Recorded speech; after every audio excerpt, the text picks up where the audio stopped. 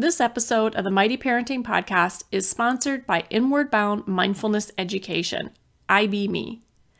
IBME provides in-depth mindfulness programs for teens and young adults, helping our kids learn awareness, compassion, and concentration practices. And these mindfulness practices help develop essential skills our kids need, such as deep listening skills, self-awareness, and communication skills. The courses not only teach mindfulness practices, they help teens apply them and create a community for our kids to work with. This summer, they have online courses and retreats, as well as an in-person retreat. They have programs like multiple teen and young adult retreats, community conversations around equity and interdependence, LGBTQIA teen and young adult retreat, and monthly rainbow family meditations, monthly meditations for communities of color, and so much more.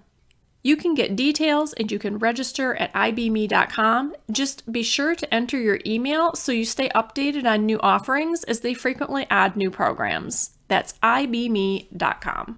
Today's show is brought to you by Omio. Omio is a travel booking platform that makes planning a journey in Europe and North America easy.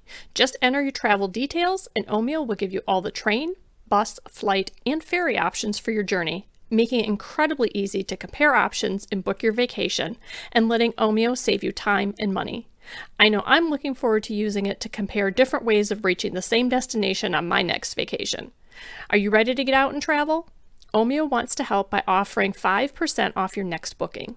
Just head over to omio.com, omio.com, and use the code LISTENER5, all in caps and the number 5, when you check out. The code's valid until June 30th for new users on all modes of transport at Omio, where you can plan, book, and love your journey. Terms and conditions apply.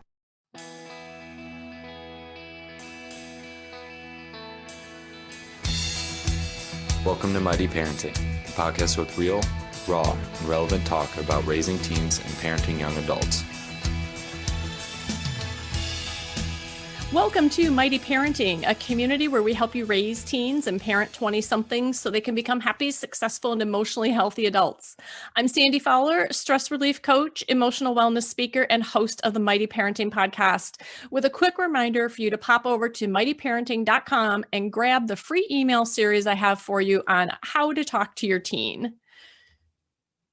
Parents, we don't always believe this, but our teens still need us. They want to feel connected to us, and that connection is incredibly supportive, and it's really a shield against many of the difficult aspects of growing up that they are dealing with. It also strengthens our relationship with our child.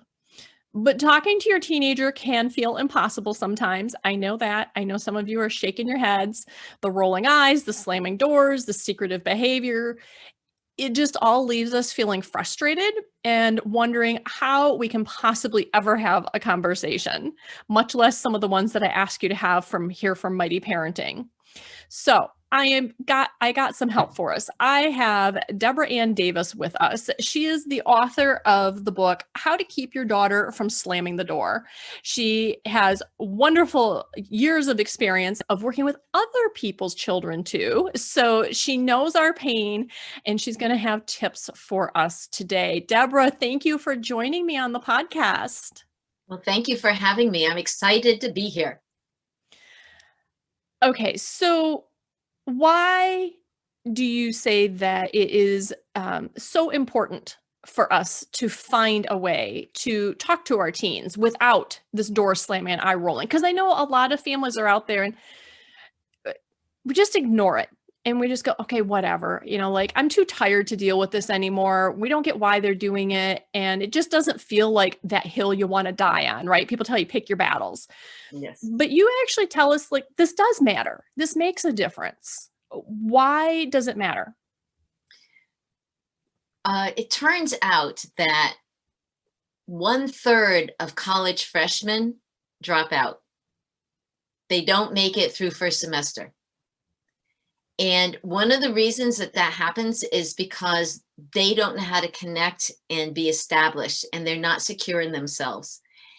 And you can create that connection and self-worth and self-assuredness through your relationship with your teen or tween.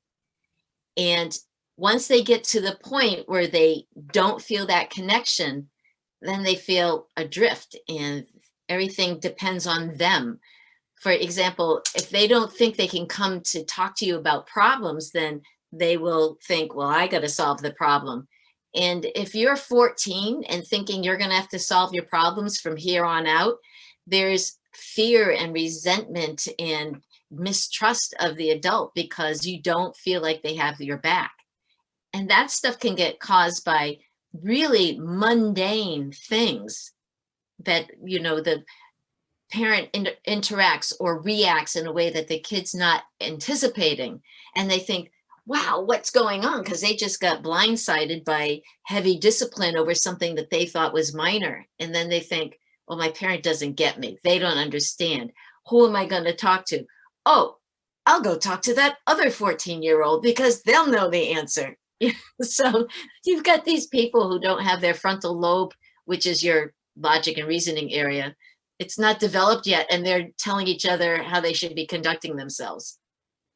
I remember back to high school and some of the conversations we had or questions that other girls asked me, like people I wasn't close friends with. I think they maybe didn't want to talk to a real close friend and they would say something to me, and just some of the things that we believe at that age are kind of out there. And as a parent, we forget about that and we forget how heavy things can feel. That was one of the things I heard you saying there is our kids can just feel the weight and burden of having to deal with just life. And knowing that we're there can lighten that burden for them. Exactly. Plus, the other thing is parents have to remember that your kids are watching you. Your visual learners are watching the expressions on your face, and your auditory learners are listening to the conversations in the next room. And your kinesthetic learners are seeing every time you clutch your throat or put your fingers to your face in shock and horror as you're watching the news. And they may not come up to you and say, what's going on? They're just going to be in the other room going, oh, am I safe? Are they safe? Are we going to be okay? And they may not bring that conversation to you.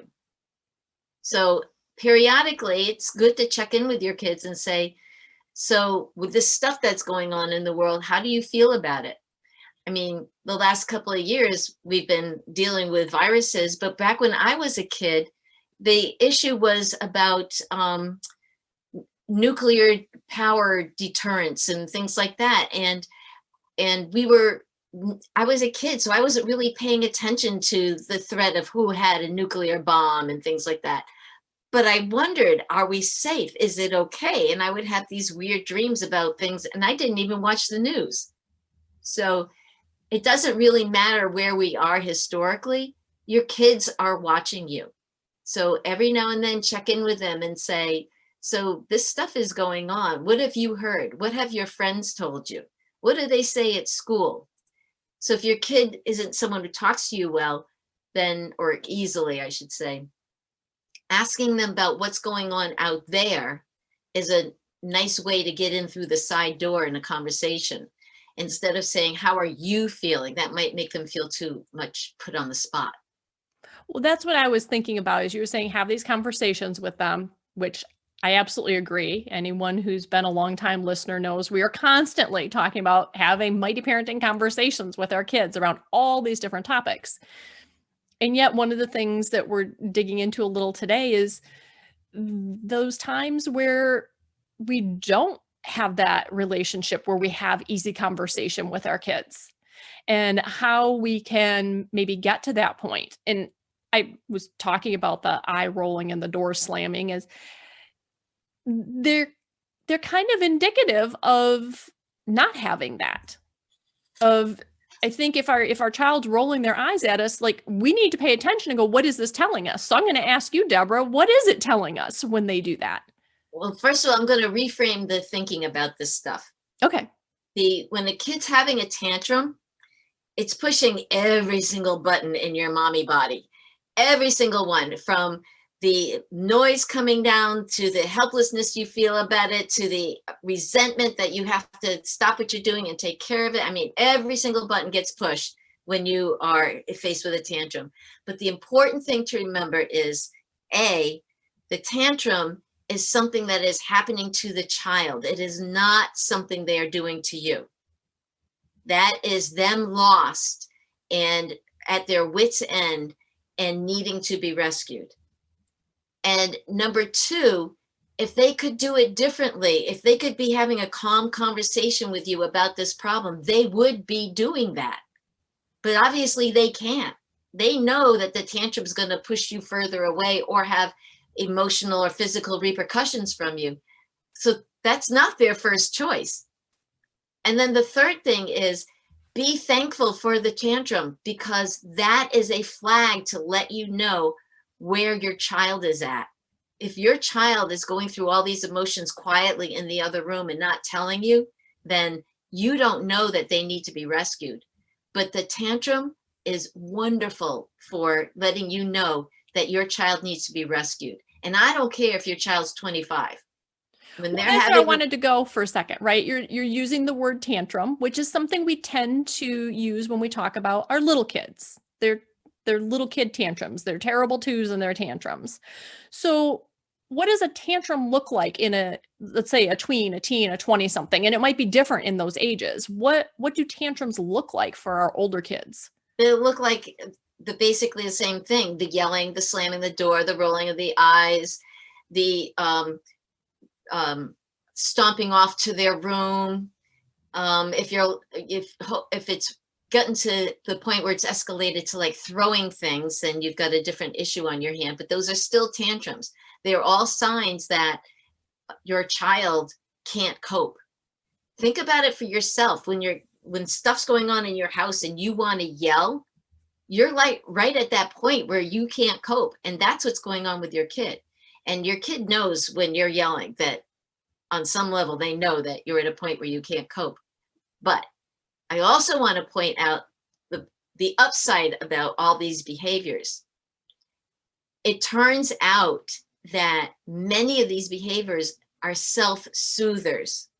For example, people who are listening right now, take a deep breath. This is not a meditative breath. Take a deep breath and exhale it really forcibly. Go, like, make it sound like an exasperated sigh. Just do that. And then you'll notice there's a different sensation in your torso when you do that. And if you do that and you try to focus on making that sensation be a sense of relief, so you purposefully say, I'm going to exhale hard and I'm going to feel relief.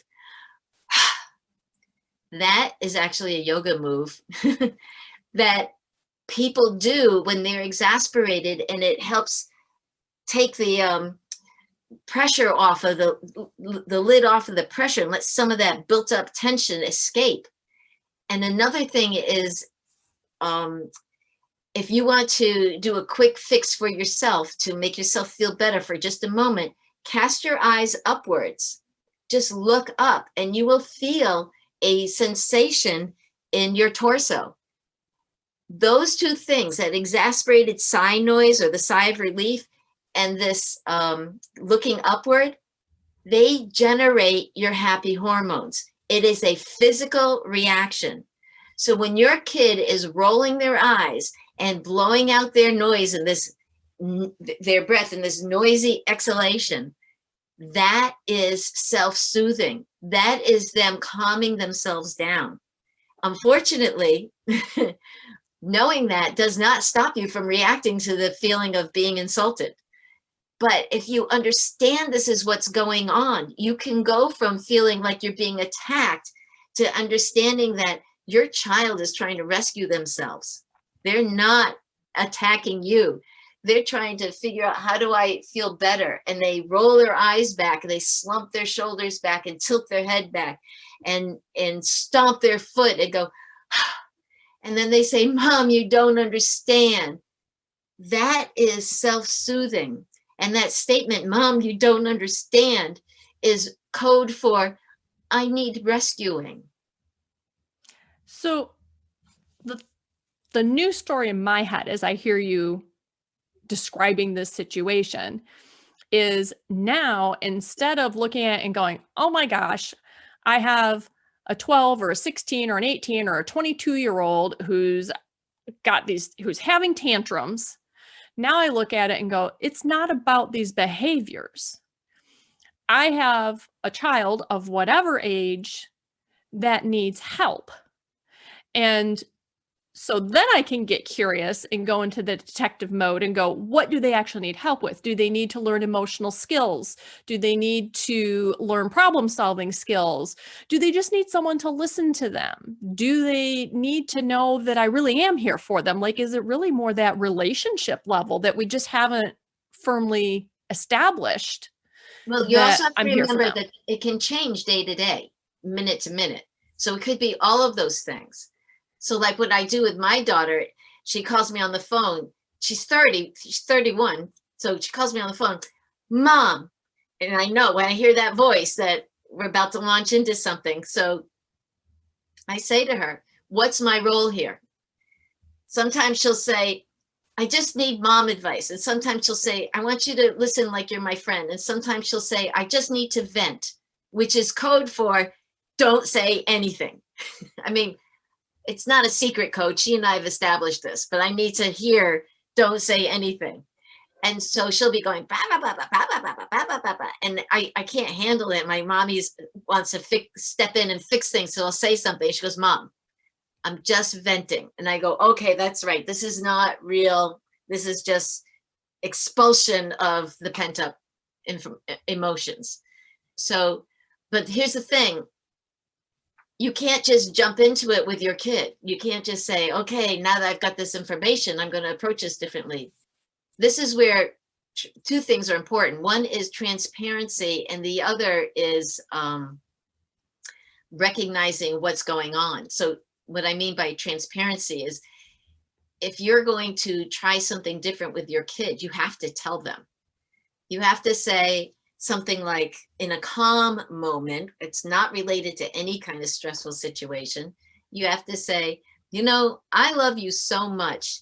And I think that we can do better in our relationship. And I just heard this fabulous Mighty Parenting podcast episode where I learned this thing, and I'm going to be trying it. So the next time this happens, this is what I'm going to be doing. And I'm telling you because I don't want you to freak out when I do it. For example, an easy way to freak kids out is a self-soother called the fake smile. So when you smile, your body creates a whole set of hormones that start in your gut and go to your brain and make things happier, right? If you fake smile, your body cannot tell the difference. It creates all those hormones anyway. So if you're in the middle of an argument with your kid and you think, oh, this is how I can interrupt this, and you fake smile at them, they're going to think you're a crazy person. So you kind of have to tell them ahead of time, this is something I'm going to try. So definitely, I can totally see that one. And even if we haven't had a chance to have that conversation with them, though, I still feel like if they're throwing a tantrum in that moment, I can just stop and just tell them, say, I see that you're experiencing a lot right now. I want to help you, and I'm not sure how to do that. Or I'd like to help, and this is what I'd like to do. Because that is one of the other things, is our teens don't like us just jumping into things, even though they need rescuing. They worry about us jumping into their lives and just taking over. It's one of the reasons they don't talk to us, is that we just take over and they don't know what to expect. And then they have to mop up the mess that we make. Yes. I just backing up to something you said about, I don't know how to help you. The whole phrase that you should use is, I don't know how to help you yet, but I will find a way to do this. Because if you say, I don't know how to help you, that makes them feel cast adrift. Like, then it's up to me. I have to figure this out. So you have to say, and especially when there's things going on that are tumultuous in our world, you have to say, I'm going to take care of us. I've got your back. We're going to be okay. And when things change, we will adjust. And if I don't know how to make the adjustment, I will find somebody who does, and I will make sure that we are okay. You just have to keep repeating that message over and over and over. Okay, Which now we've had some practice with, because these are the conversations that we talk about having. And I love that it is the same foundation. We're building on this foundation that we've heard for different areas. It's not like we have to do something different to help our kids in different areas. We want to keep having the conversations, letting them know that they are in control of their life, that we're not going to jump in and take over. But as you just taught us, that we need to go, yeah, okay, I am here and we got this. We'll figure it out together. But the idea that they're not adrift and alone in this. So if you don't have time to talk to them before this next tantrum happens, and you are in the middle of the tantrum, then I would say to them through the closed door or whatever, I love you so much. And when you feel better, please come and talk to me and we will solve this together. And then you step away. You say, I'm going in the other room. I'll be waiting for when you can come, when you feel better. And you just leave it at that. When do you feel better? When you feel better? Because tantrums are like lighting a match. It flares up and then it dies out. It does not last forever. No one has a tantrum forever. What about our kids who, I'm going to say, have a quiet tantrum? You know, they are just as overwhelmed, just as adrift, but it doesn't come out in those outward signs. They tend to draw inward and shut down. Before I address that, I would just want to address how to talk to your teen about the tantrums during the calm time.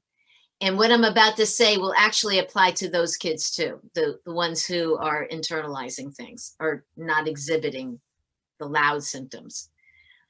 So what you do is you pick a time that is calm, and then you say, excuse me, then you say, I want to talk to you about when you're having this tantrum. The thing is, it's so obvious that there is an issue that you're trying to communicate to me, but to be perfectly honest, I am distracted by the yelling or the stomping or the arm waving or the door slamming, whatever it is that your child does. I am distracted by your anger, the way you exhibit it. And I really want to focus on your words, but I don't hear them. I keep paying attention to your behavior. So this is what I'm going to do. The next time you get that upset, I'm going to step away and give you a chance to collect yourself.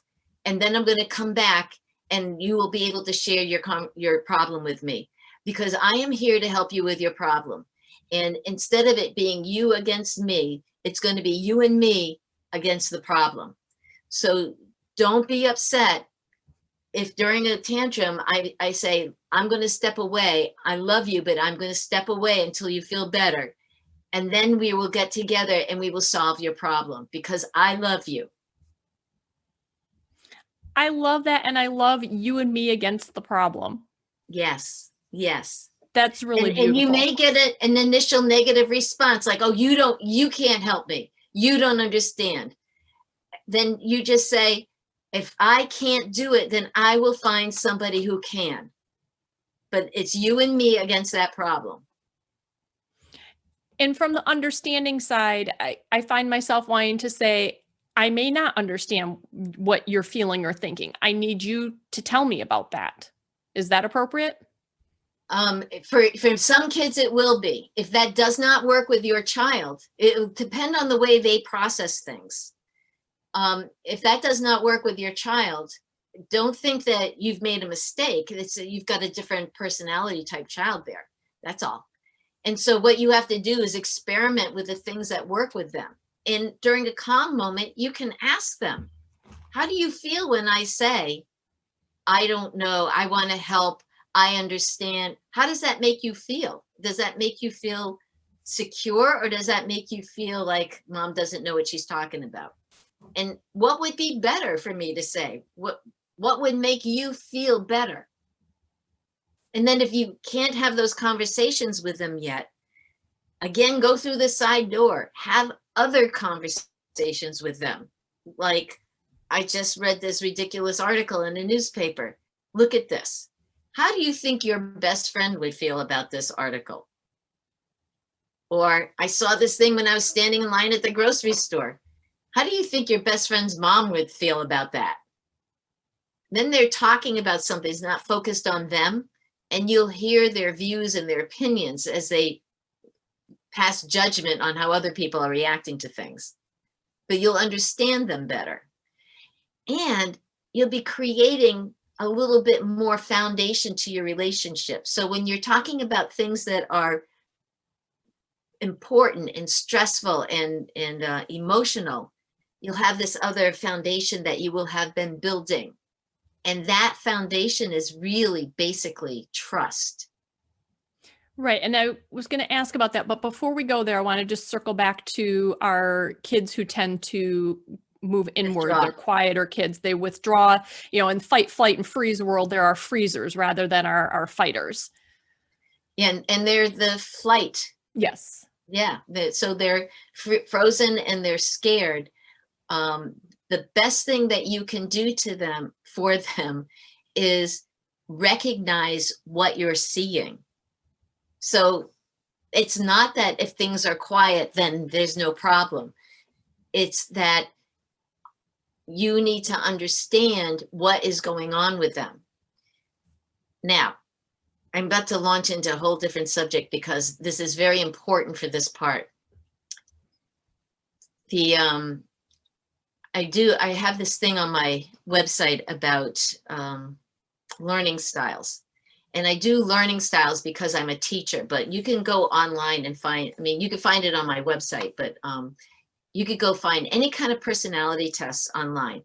And what you do is get free ones. I'm all about doing stuff for free. There's plenty that are free.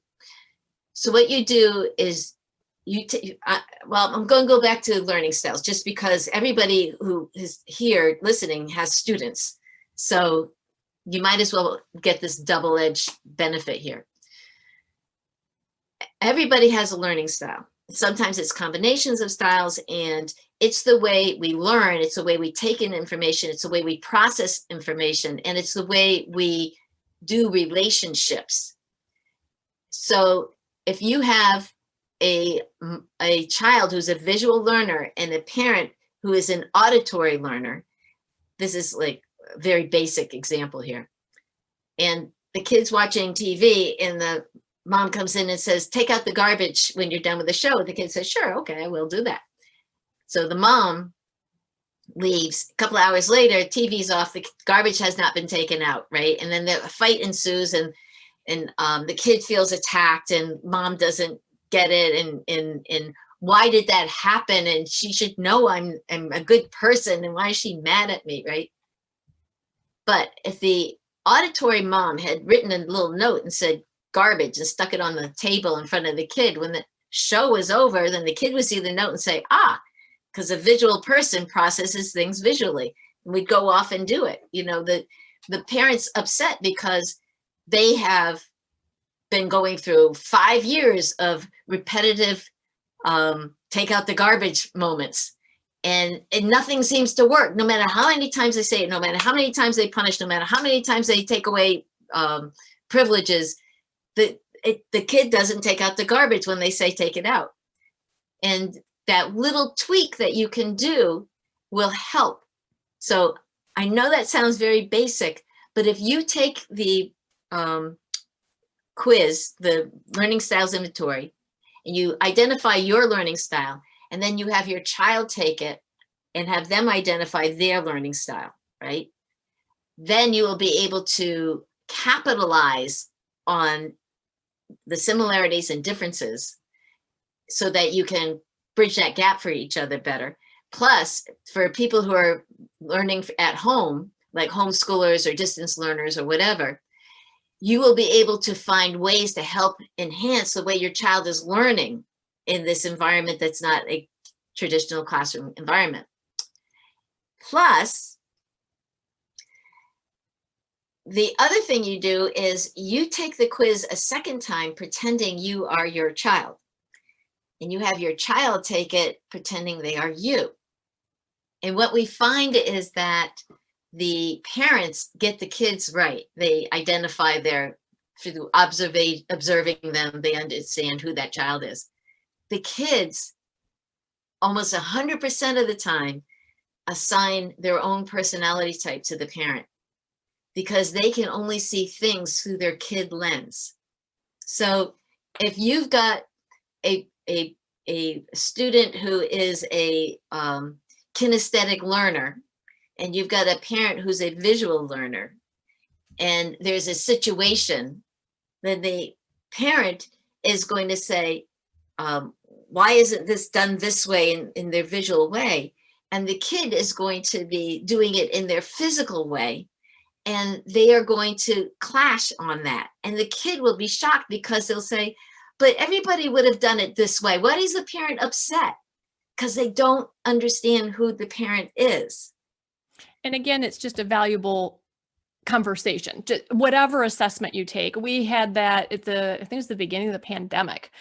My husband and I came home and my two girls were sitting in the living room and having this in-depth conversation about Enneagram styles. And so then the four of us got involved, and we don't have time to go into all of that here, but just having that conversation and letting your child even know that other people do things differently, and reminding ourselves other people do things differently, and then coming to an agreement on, okay, so how is this impacting us? How can we interact in a way that works better for us? And that just one more thing about that. There's plenty of stuff. Once you take those quizzes, like my favorite one's by Gary Smalley, Otter, Lion, Golden Retriever, and Beaver. That's my favorite one because it's short and sweet. But there's lots of information out there that says if you're type X and your spouse or your child is type Z, then this is the way you bridge the gap. So you don't have to make it up. You can go look it up. There's information out there that says, this is how I make them hear me. This is how I get my message to them. This is how I receive my message for them. And going back to your quiet learners, I mean, quiet people who express things quietly, they don't know how to bridge the gap to a boisterous parent. They don't know how to recognize what is right and what is wrong in those situations. And so helping them with these quizzes will help them understand and help you understand them better, and give you a conversation you can have for them about, you should come and talk to me when you are stressed. When I was a kid, I used to write my parents all these notes because I was that quiet kind of person. I didn't yell. I didn't throw a tantrum. I didn't actually do that till I became a parent. But I was a quiet child, and my release was writing. All right. And this also is going to help us build trust. And yes. So tell us I know there's a lot, but tell us one thing we can do to build more trust with our teenager to enhance this relationship in the conversations. I would say the most important thing would be to get yourself on those personality quizzes and identify who that child is, who that teenager is. Because once you see who they are and how they process things, you can approach them with information in that style. And once you have a couple of successful situations with them, they will start trusting you that maybe mom gets it. Maybe I can talk to her. Maybe I can share this problem my friend is having.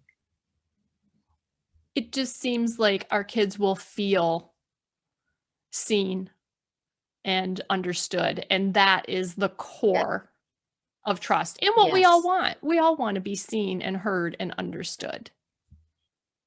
And the thing is, your child wants to be close to you. I don't care how much they're pushing you away. If you have a relationship that's anywhere within the scope of normal, I mean, nothing abusive and none of that stuff, your child wants to be close to you. That's a given. And if you could just hold on to that, then that will help you soldier through all this murky stuff. Well, and I know, Deborah, you have a lot on your website. You mentioned a couple things during the show. So would you just share your website so we can find you online? Yes, it's DeborahAnnDavis.com. That's Deborah, DeborahAnn, Davis, Davis.com. And there's my blog is there, Mary Meddling, where there's a lot of articles in there. You can just put in the search window there, learning styles, and you'll come up with a couple of articles there. Will help you through that. Basically, you can put in anything in there. I kind of cover a lot of different things. Fantastic. And thank you so much for taking time and sharing this with us. I love what you did in the book. You turned it into basically a parenting manual, life manual that we can kind of go through and get the pieces that we need when we need them. And we'll have links to your website and the book in the show notes for the show. So thank you for being here with us today, Deborah. My pleasure. My pleasure. Thank you so much for the work that you do. So important. Thank you. And Mighty Parents, thank you for joining us today. I love being here with you and I appreciate you. Please share the show with another parent so they can get what they need to be confident in their parenting and grow their relationship with their teenager. And remember that if you are listening, you are doing the work, then you are a mighty parent. You got this. And I will see you next week.